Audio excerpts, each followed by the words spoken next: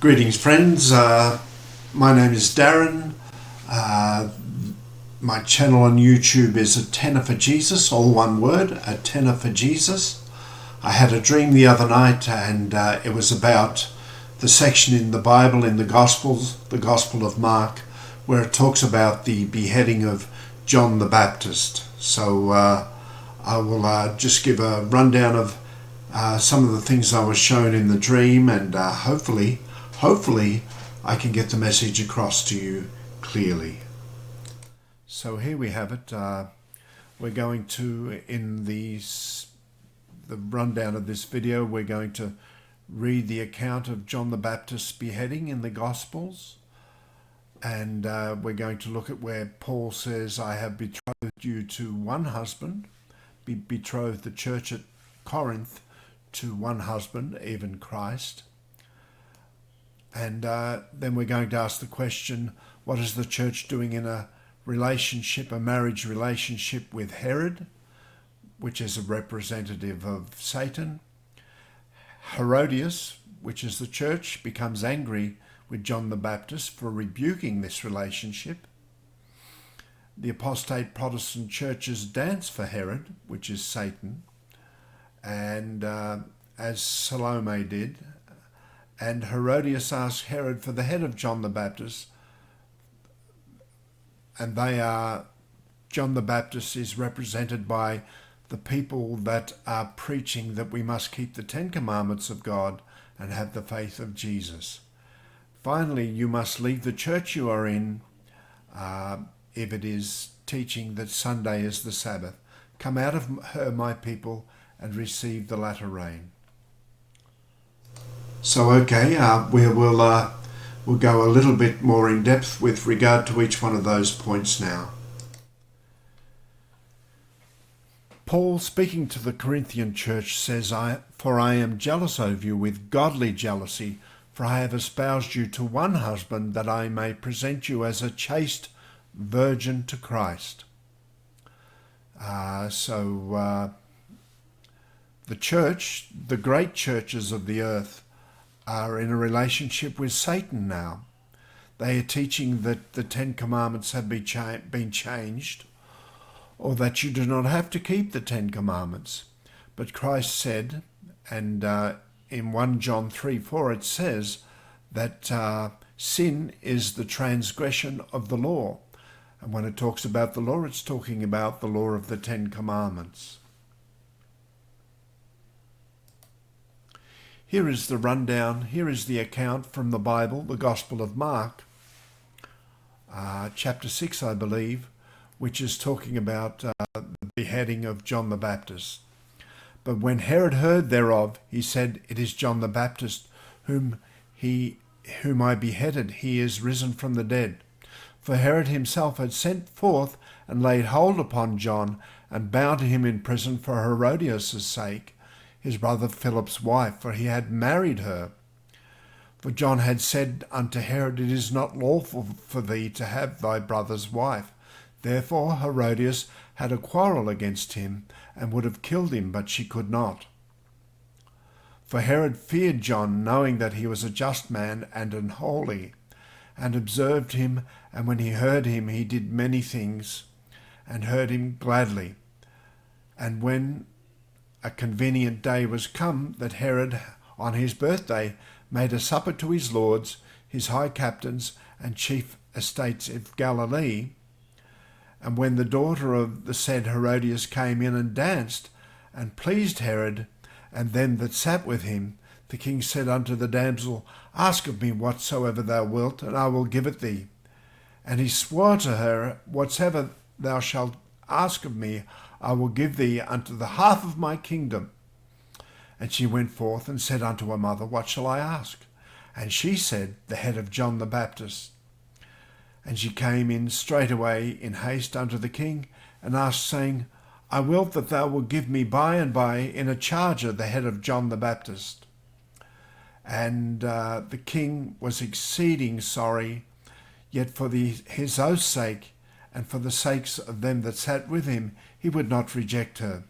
And immediately the king sent an executioner, and commanded his head to be brought, And they went and beheaded him in prison, and brought his head in a charger, and gave it to the damsel, and the damsel gave it to her mother. And by the way, her mother insulted the head of John the Baptist. I believe that she spat on it and treated it terribly disrespectfully, showing what type of person she was when she was in a relationship with Satan, who was represented by Herod.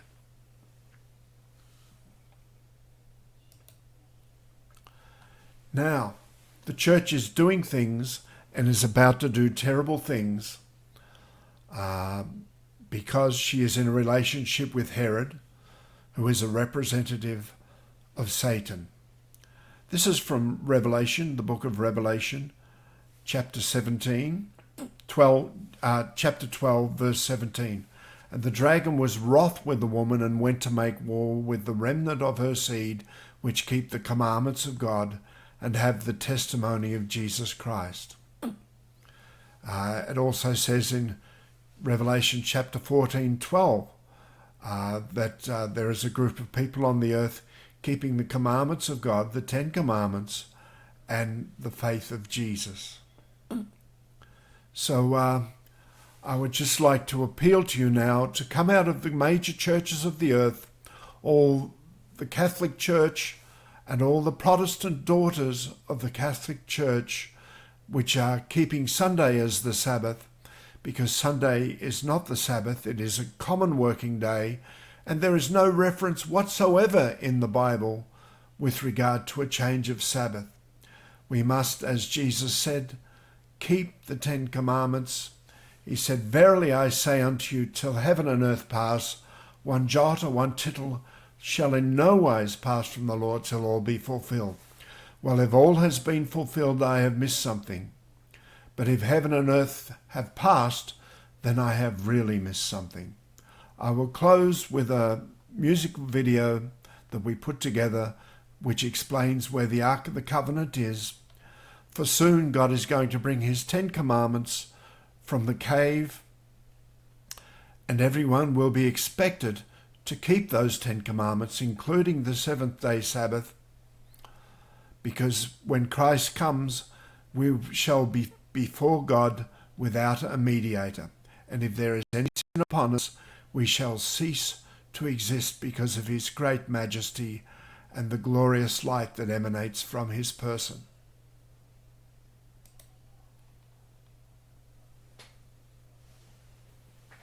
From Christ's hands and his feet, the blood flowed down, drop by drop, upon the rock that was drilled for the foot of the cross, the foot of the cross.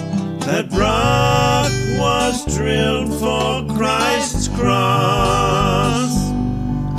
Oh, why did he suffer for one such as I? Why was the innocent condemned there to die?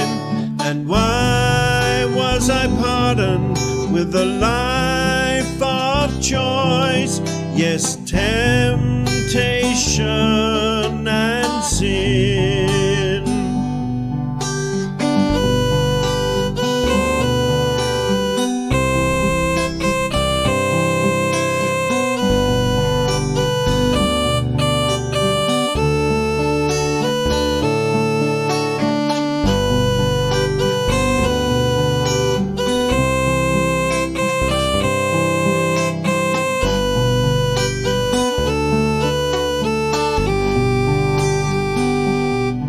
That rock was drilled for you and me.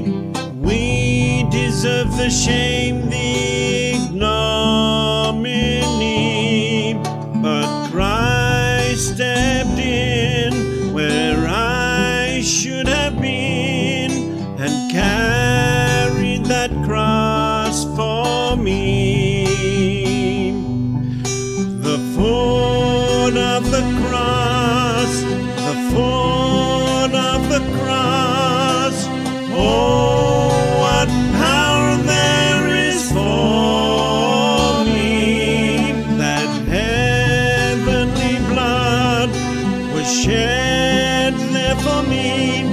can